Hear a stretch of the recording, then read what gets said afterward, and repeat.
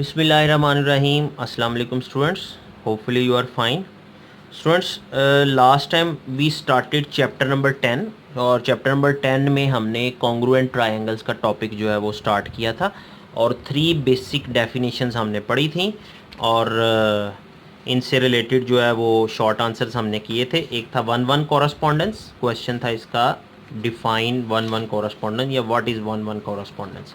और फिर उसके बाद दूसरा क्वेश्चन हमने किया था कॉन्ग्रुएंसी ऑफ ट्रायंगल्स और फिर तीसरा किया था साइड एंगल साइड पोस्टुलेट। और हमने पढ़ा था कि side angle side postulate is a simple rule which is use to prove the congruency of the triangles. और इसके लिए हमने पढ़ा था कि two sides and their included angle should be congruent to the two sides and included angle of the other triangles. दो triangles हैं तो उनमें एक ट्रायंगल की दो साइड्स और उनके दरमियान वाला एंगल दूसरी ट्रायंगल की दो साइड्स और उनके दरमियान वाले एंगल के इक्वल अगर हो जाए, कॉन्ग्रुएंट हो जाए, तो we say that triangles are congruent.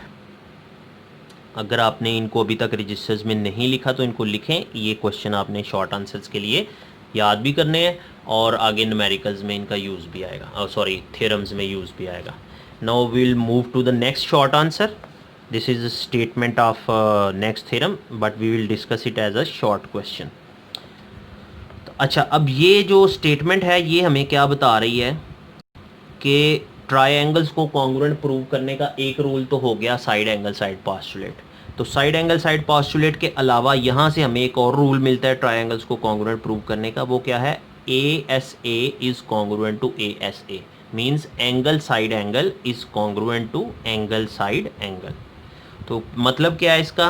कहता है in any correspondence of two triangles if one side and any two angles of one triangle, कहता है एक ट्रायंगल की कोई एक साइड और कोई से दो angles are congruent to the corresponding side and angles of the other, वो कॉन्ग्रुएंट हो जाएं किसके? दूसरी ट्रायंगल की कॉरस्पॉन्डिंग साइड्स और एंगल्स के, देन ट्रायंगल्स आर कॉन्ग्रुएंट। तो हम ट्रायंगल्स को कॉन्ग्रुएंट ट्रायंगल्स कहते हैं। मतलब क्या है कि फ़र्ज़ करें ये ट्रायंगल है ABC और ये है DEF। इसमें ये M नहीं आपने लिखना, इसको आपने नहीं लिखना और ये डॉटेड लाइन भी आपने नहीं लगानी। शॉर्ट आंसर के लिए हम इसको कर रहे हैं तो ये डॉटेड लाइन आपने इसमें नहीं लगानी। अच्छा, अब इन दोनों ट्रायंगल्स में वो क्या कह रहा है कि इन ट्रायंगल्स में अगर कोई सी एक साइड और दो एंगल्स एक ट्रायंगल से दूसरी ट्रायंगल में कोई एक साइड और दो एंगल्स के कॉन्ग्रुएंट हो जाए तो ट्रायंगल्स कॉन्ग्रुएंट है।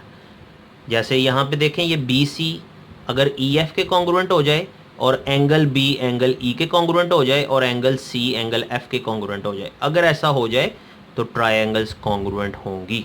इसको हम कहते हैं एंगल साइड एंगल।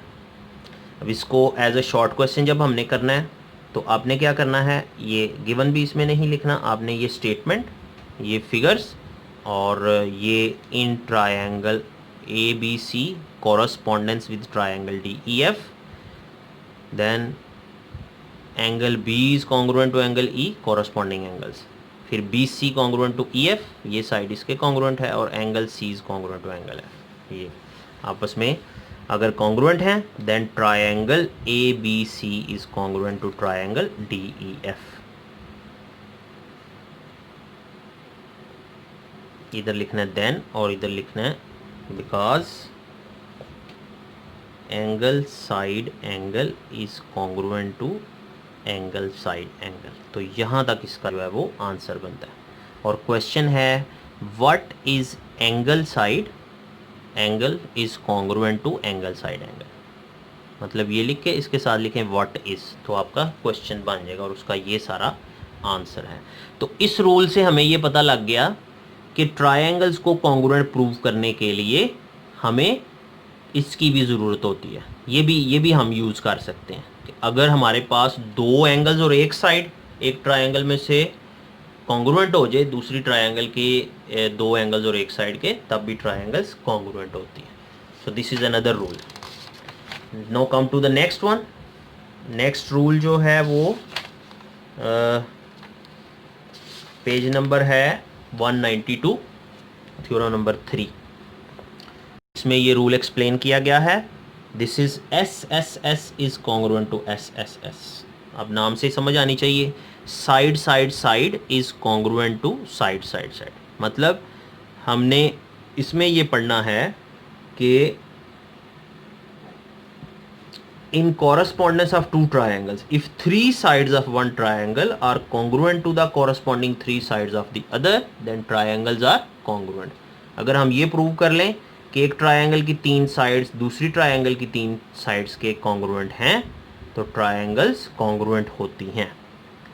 यानी कि ये एक ट्रायंगल है ABC और दूसरी ट्रायंगल हम यहाँ पे बना लेते हैं, वो वाली फिगर जो दूसरी है ये आपने नहीं लेनी, ये नहीं लेनी है आपने, इधर लिख लें DE and F।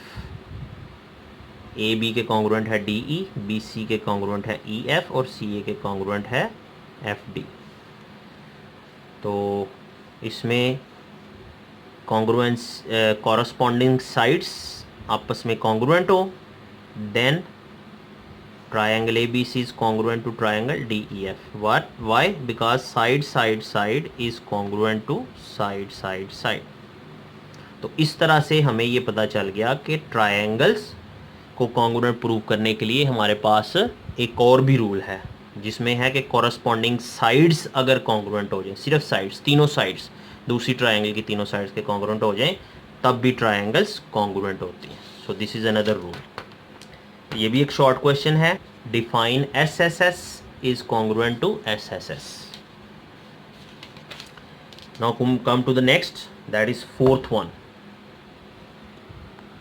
Theorem number 4 है, पेज नंबर है 194 जी। 194 पेज पे स्टेटमेंट है, if in the correspondence of two right angled triangles. इसमें कंडीशन आ गई कि यहाँ पे हम जो दो ट्रायंगल्स कंपेयर कर रहे हैं, they should be right angled triangles.